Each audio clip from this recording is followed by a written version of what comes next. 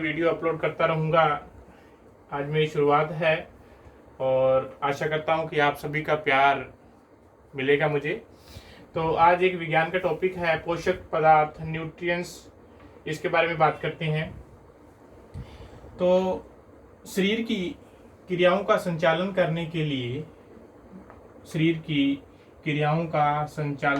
के लिए भोजन का अधिग्रहण करना और ऊर्जा प्राप्त करना ही पोषण कहलाता है। हमारे शरीर को बहुत सारी एक्टिविटीज़ करनी पड़ती है।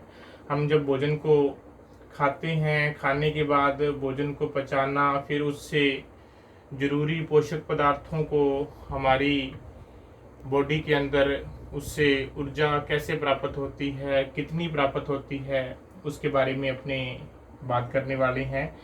तो उसी कड़ी को देखते हुए तो अपने बात करते हैं इन पोषक पदार्थों के प्रकार कौन कौन से होते हैं। पोषक पदार्थ मुख्यतः दो प्रकार के हो सकते हैं, एक कार्बनिक होते हैं और एक अकार्बनिक होते हैं।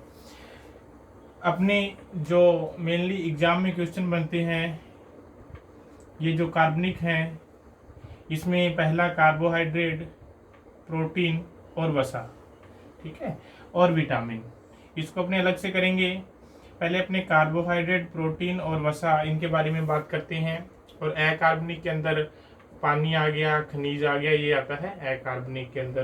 तो मैं आज आपको कार्बोहाइड्रेट समझाऊंगा कि कार्बोहाइड्रेट से हमारी बॉडी को, शरीर को कैसे ऊर्जा प्राप्त होती है, कितनी ऊर्जा प्राप्त होती है और कैसे इसकी वर्किंग रहती है। तो मैं कार्बोहाइड्रेट पहला टॉपिक आपको अभी करवाने जा रहा हूँ। हाँ जी, अपने बात करते हैं कार्बोहाइड्रेट की।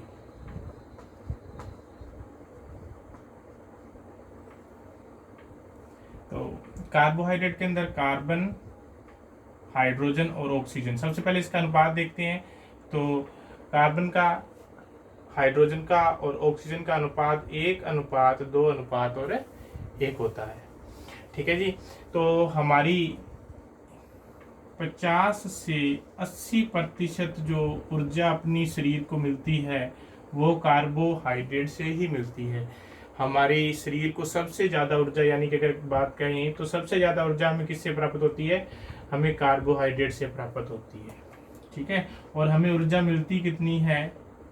ऊर्जा की बात करें तो कार्बोहाइड्रेट में 4.2 कैलोरी प्रति ग्राम। 1 ग्राम की से हमें 4.2 कैलोरी ऊर्जा कार्बोहाइड्रेट से हमें प्राप्त होती है। शरीर की कार्यक्षमता को बनाए रखने के लिए कार्बोहाइड्रेट बहुत ही आवश्यक होता है।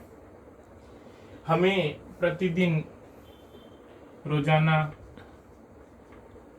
300 से 400 ग्राम कार्बोहाइड्रेट प्रतिदिन हमें लेनी चाहिए, ताकि सारी की सारी क्रियाएं स्मूथली शरीर के अंदर होती रहें, ठीक है। तो अगर हम बात करें कि शरीर के अंदर सबसे पहले पाचन किसका होता है? शरीर में सबसे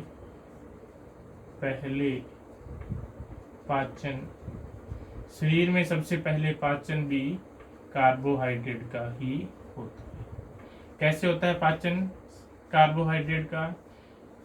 क्वेश्चन आए कि शरीर में सबसे पहले पाचन किसका होता है? कार्बोहाइड्रेट का होता है, प्रोटीन का होता है या वसा का होता है? तो हम किस पे टिक करेंगे? कार्बोहाइड्रेट का सबसे पहले पाचन होता है। ये पाचन जो है हमारे मुख से ही स्टार्ट हो जाता है, ठीक है। मुख गुहा से पाचन कहाँ से शुरू होता है? मुख गुहा से स्टार्ट हो जाता है। इसके अंदर, हमारी लार के अंदर एक एंजाइम पाया जाता है जिसको बोलते हैं टाइलिन एंजाइम। ये कार्बोहाइड्रेट का सबसे पहले हमारे शरीर के अंदर पाचन करता है। और लगभग अगर बात करें तो ये 30% पाचन करता है कार्बोहाइड्रेट का। इसके बाद में होता है एमाइलेज। ये एक प्रकार का रस है इसको बोलते हैं अग्नाशय रस। ये लगभग 70% कार्बोहाइड्रेट जो बच जाता है बाकी का पाचन अग्नाशय के अंदर हमारे एमाइलेज एक रश होता है, उससे इसका पाचन होता है। ठीक है जी। आगे मैं पहले भी बता चुका हूं इसमें कि हमारे शरीर में सबसे ज्यादा ऊर्जा हमारे शरीर को कार्बोहाइड्रेट से प्राप्त होती है। हमारी शरीर को सबसे ज्यादा ऊर्जा कार्बोहाइड्रेट से प्राप्त होती है। और अगर बात करें कि हमारे शरीर को तुरंत ऊर्जा की बात करें तो किससे प्राप्त होती है? ग्लूकोज से।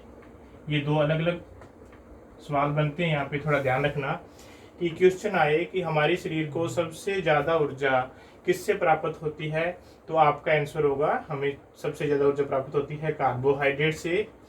और सबसे जल्दी यानी कि तुरंत ऊर्जा हमें किससे प्राप्त होती है, तो हमें प्राप्त होती है ग्लूकोज से प्राप्त होती है। तो अब आगे हम इसके टाइप्स के बारे में बात करते हैं कि कार्बोहाइड्रेट के कौन कौन से टाइप होते हैं। हम कार्बोहाइड्रेट के टाइप्स के बारे में बात करते हैं। तो कार्बोहाइड्रेट 3 प्रकार का होता है। पहला बोलते हैं मोनोसैकेराइड, दूसरा है डाइसैकेराइड और तीसरा है पॉलीसैकेराइड।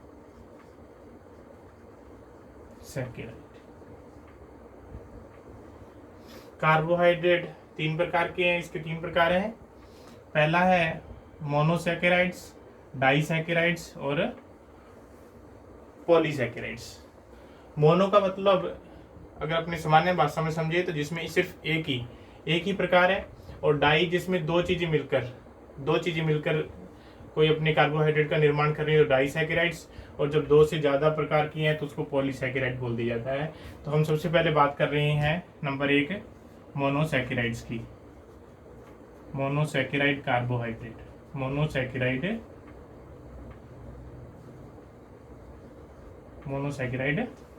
कार्बोहाइड्रेट्स। तो मोनोसैकेराइड कार्बोहाइड्रेट भी 3 प्रकार का होता है। पहला है ग्लूकोज, ये एक मोनोसैकेराइड का प्रकार है। ग्लूकोज ये कहाँ कैसे मिलता है हमें? ये हमें तुरंत ऊर्जा देता है। ये हमें पहली बात तो तुरंत ऊर्जा देता है। दूसरा फल और सब्जियों में ये हमें प्राप्त होता है। फल में, सब्जियों में, इनसे हमें ग्लूकोज मिलता है। ठीक है जी। दूसरा है फ्रुक्टोज।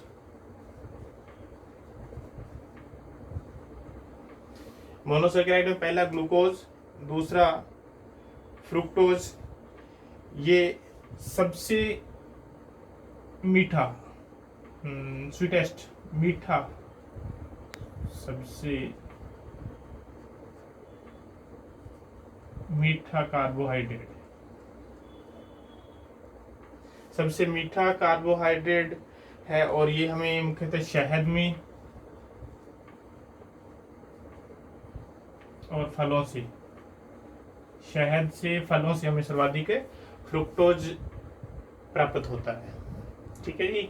और नंबर 3 है ग्लूकोज, फ्रुक्टोज और ग्लैक्टोज।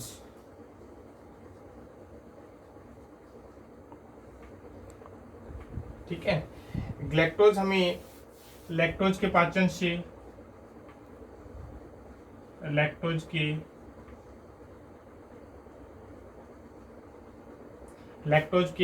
से हमें ग्लैक्टोज प्राप्त होता है, और ये हमें फ्रूट से, फलों से, जूस से प्राप्त होता है।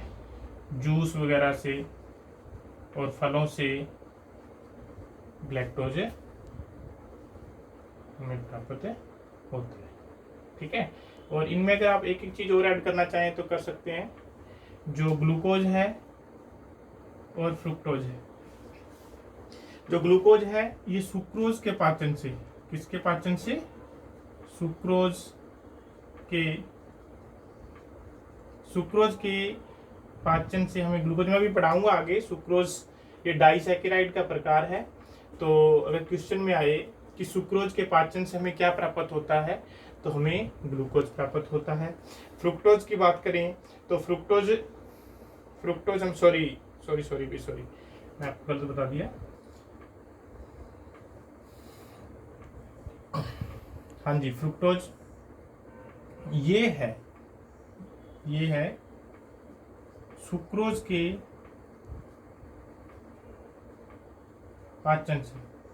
सुक्रोज के पाचन से हमें फ्रुक्टोज प्राप्त होता है, और लैक्टोज के पाचन से, ये मैं लिख दिया यहाँ पे, लैक्टोज के पाचन से हमें ग्लैक्टोज प्राप्त होता है, और सुक्रोज के पाचन से हमें फ्रुक्टोज प्राप्त होता है। ये एक मीठा कार्बोहाइड्रेट है। फलों से, शहद से हमें फ्रुक्टोज प्राप्त होता है। फल से, सब्जियों से ये ग्लूकोज इससे प्राप्त होता है। जब कभी थकान हो जाती है तो जो अपने एथलीट वगैरह होते हैं तो वो ग्लूकोज लेते हैं थकान को दूर करने के लिए। मैंने पीछे आपको बताया था कि ग्लूकोज हमें तुरंत ऊर्जा प्रदान करता है, तो वो ग्लूकोज लेते हैं ताकि उनकी बॉडी के अंदर तुरंत ऊर्जा प्राप्त हो सके। तो अब इसके हम दूसरे टाइप की ओर चलते हैं, डाइसैकेराइड की ओर। हाँ जी, अब दूसरे टाइप की ओर चलते हैं, डाइसैकेराइड की ओर। डाइसैकेराइड कार्बोहाइड्रेट, ठीक है। ये दो कार्बोहाइड्रेट से मिलकर बनता है। दो कार्बोहाइड्रेट से मिलकर क्या बनता है? डाइसैकेराइड्स, ठीक है। तो इसमें अपने बात करते हैं, पहला जो है सुक्रोज। पहला कौन सा है? सुक्रोज। ये कौन कौन से कार्बोहाइड्रेट से मिलकर बनता है? Glucose plus glucose. ग्लूकोज और ग्लूकोज से मिलकर क्या बनता है? सुक्रोज बनता है, ठीक है। और ये हमें गन्ना, शहद आदि से प्राप्त होता है। ये हमें किससे प्राप्त होता है? गन्ना, शहद आदि से प्राप्त होता है, ठीक है। और सुक्रोज को टेबल शर्करा भी बोलते हैं। इसको क्या बोलते हैं? इसको बोलते हैं अपने टेबल शुगर, SG, टेबल शर्करा।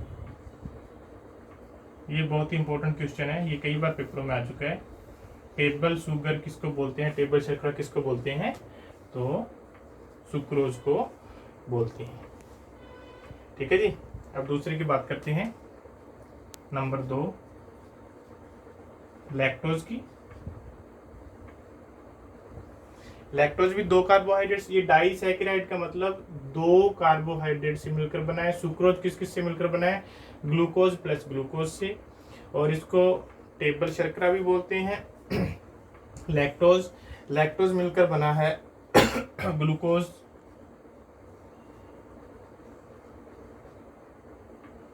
Plus galactose. Lactose glucose plus galactose से मिलकर बना है। तो मैंने आपको ये भी बताया था कि जब लैक्टोज के पाचन से क्या प्राप्त होता है, पीछे मैंने अभी बताया था आपको, लैक्टोज के पाचन से में क्या प्राप्त होता है? ग्लैक्टोज प्राप्त होता है, क्योंकि लैक्टोज का जब पाचन होता है तो ये ग्लूकोज प्लस ग्लैक्टोज में टूट जाता है। तो ये हमें दूध से लैक्टोज कार्बोहाइड्रेट प्राप्त होता है। किससे प्राप्त होता है? दूध से हमें ये प्राप्त होता है, लैक्टोज कार्बोहाइड्रेट, ठीक है जी। अब नंबर बात आ रही है इसकी तीसरे की, इसी का चल रहा है डाइसैकेराइड का तीसरा, माल्टोज।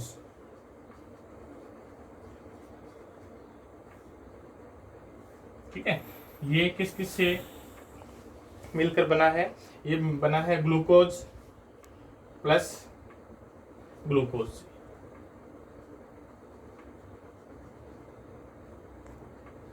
ग्लूकोज, हाँ जी, माल्टोज ग्लूकोज प्लस ग्लूकोज से।